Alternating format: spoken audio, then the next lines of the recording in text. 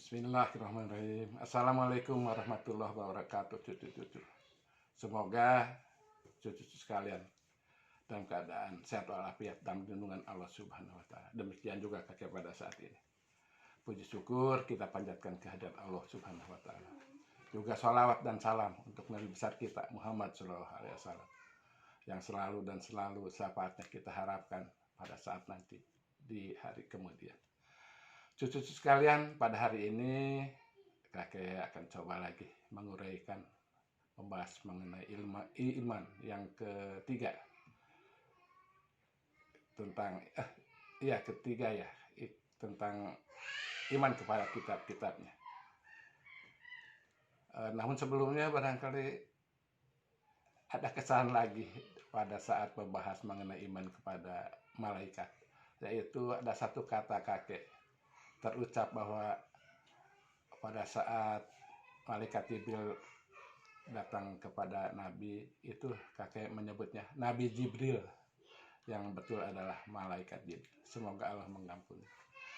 Jadi ya cucu sekalian, mengenai keimanan kepada kitab-kitabnya, itu artinya bahwa kita percaya dan yakin bahwa Allah telah menurunkan kitab-kitabnya kepada rasul-rasulnya, baik kitab yang kita punya, yang kita untuk kaum Islam, yaitu Quran, dan juga kitab-kitab sebelum-sebelumnya.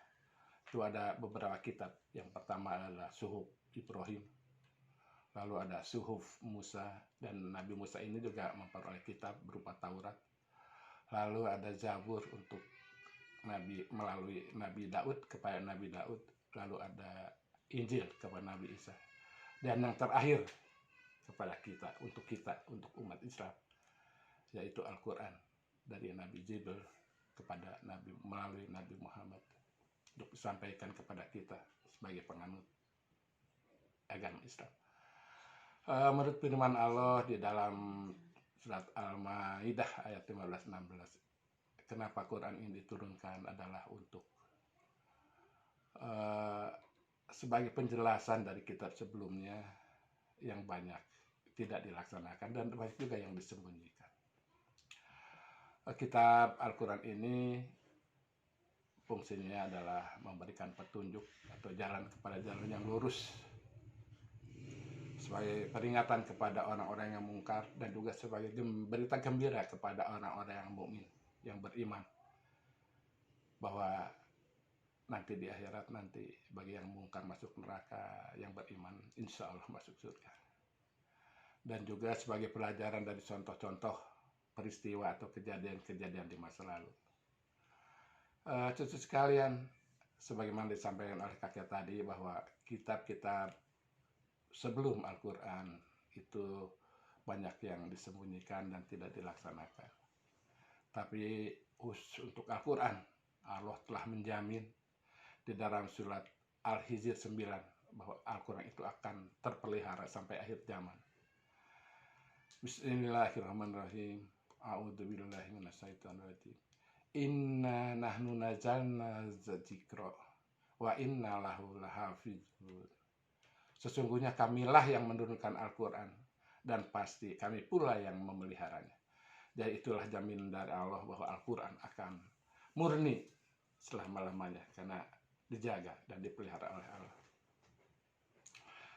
Sebagai amalan atau konsekuensi dari iman kepada Al-Quran itu, ada beberapa hal yang harus kita lakukan. Yang pertama adalah kita harus membacanya setiap hari, karena ibadah atau membaca Al-Quran itu merupakan ibadah. Dan disampaikan dalam hadis bahwa tidak hanya satu kalimat atau satu ayat atau satu surat, satu huruf pun sudah dihitung sebagai satu kebaikan. Jadi perbanyaklah kita baca Al-Quran. Lalu kita harus juga mentadaburinya tadi, melaksanakan apa yang kita baca dan menghafalnya, lalu melaksanakan petunjuk-petunjuk tadi, yaitu berupa hukum-hukum yang tertulis di dalamnya, baik merupakan perintah ataupun berupa larangan. Cucu sekalian, untuk menghafal Al-Quran ini ada beberapa doa yang dapat kita baca lebih dapat mengingat lagi, tidak mudah lupa. Yang pertama adalah sebelum membaca ada doanya, yaitu Allahumma ftah alaya hikmataka wansur alaya rahmataka wazikirni manasitu ya dal-dali wal ikram, yaitu pada saat sebelumnya. Dan kalau sudahnya juga ada doanya, yang doanya itu disebutkan adalah sebagai doa saat khatam Al-Quran, selesai baca Al-Quran. Namun beberapa ulama mengatakan bahwa itu juga bisa dilakukan pada saat kita selesai baca satu surat atau satu ayat, sehingga kita bisa dapat menghafalnya, dapat mengingatnya dengan lebih baik lagi. Baca doanya itu biasanya suka dilakukan, pernah banyak lagu-lagu yang tentang doa penutup ini. Nah, kita coba pada hari ini kita dengarkan doa setelah baca Al-Quran dengan dilakukan oleh cucu kita yang lain. Silakan. Allahumma arhamni bil Qur'an waj'alhu li imaman wa nura wa hudan wa rahman. Allahumma dzakirni minhu ma nasitu wa alimni minhu ma jahiltu warzuqni tilawatahu ana al-laili wa atrafan nahar waj'alhu li hujjatan ya rabbal alamin. Itu demikian cucu-cucu doa setelah baca Al-Quran, yang artinya kakek bacaan kan aja ya, yaitu ya Allah, rahmatilah aku dengan Al-Quran yang agung, jadikanlah ia bagiku cahaya petunjuk rahmat. Ya Allah, ingatkanlah apa yang telah aku lupa, dan ajarkan kepadaku apa yang tidak aku ketahui darinya. Anugerahkan padaku kesempatan membacanya pada sebagian malam dan siang. Jadikanlah ia hujah yang kuat bagiku, wahai Tuhan seru sekalian alam.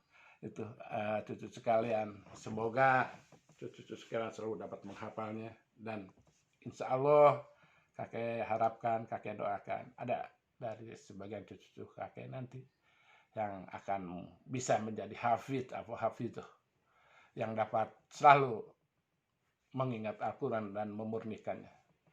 Mudah-mudahan, insya Allah, amin. Ya, demikian cucu-cucu sekalian barangkali mengenai penjelasan kakek mengenai iman kepada kitab-kitabnya. Mudah-mudahan cucu sekalian dapat bermanfaat, dapat memanfaatkan apa yang kakak sampaikan ini. Sebelumnya barangkali mari kita baca doa, mudah-mudahan Allah mengampuni kalau ada yang salah dalam urian kakek. Bismillahirrahmanirrahim. Subhanakallahumma wa bihamdika asyhadu an la ilaha illa anta astaghfiruka wa atubu ilaik. Wassalamualaikum warahmatullahi wabarakatuh.